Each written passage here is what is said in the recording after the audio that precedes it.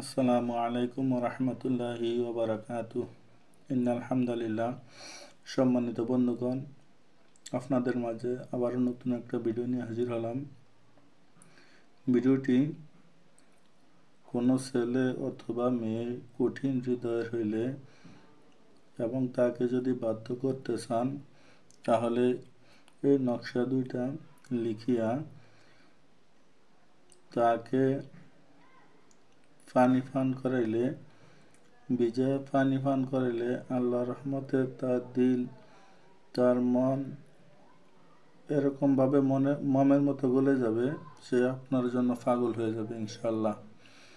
এগুলা খুব পরীক্ষিত আমল, পরীক্ষিত তাবিজ। আপনারা যদি নেন, স্ক্রিনে নাম্বার দেওয়া থাকবে, ওই নাম্বারে যোগাযোগ করবেন। ইনশাল্লাহ আজিজ তদবির করে দিব, অনেক ফল পাবেন ইনশাআল্লাহ। তো বন্ধুগণ,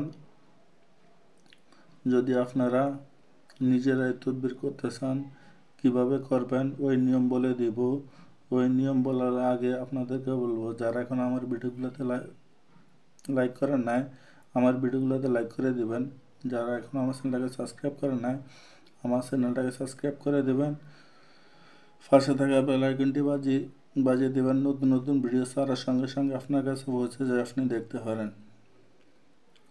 পাশে থাকা শেয়ার বাটনটি চাপিয়ে বন্ধুদের মাঝে শেয়ার করে দিবেন, আপনার বন্ধু যেন দেখতে পারে। তো বন্ধুগণ, নিয়মটি হলো, আপনি সর্বপ্রথম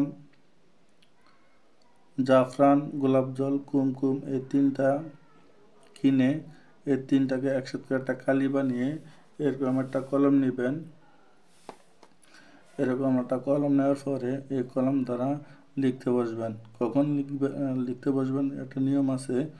আপনি মাগরিব নামাজের পরে নির্জন স্থানে বসে পাক পবিত্র হয়ে সর্বপ্রথম আপনাকে 101 বার দুরূদ শরীফ পাঠ করতে হবে। তারপরে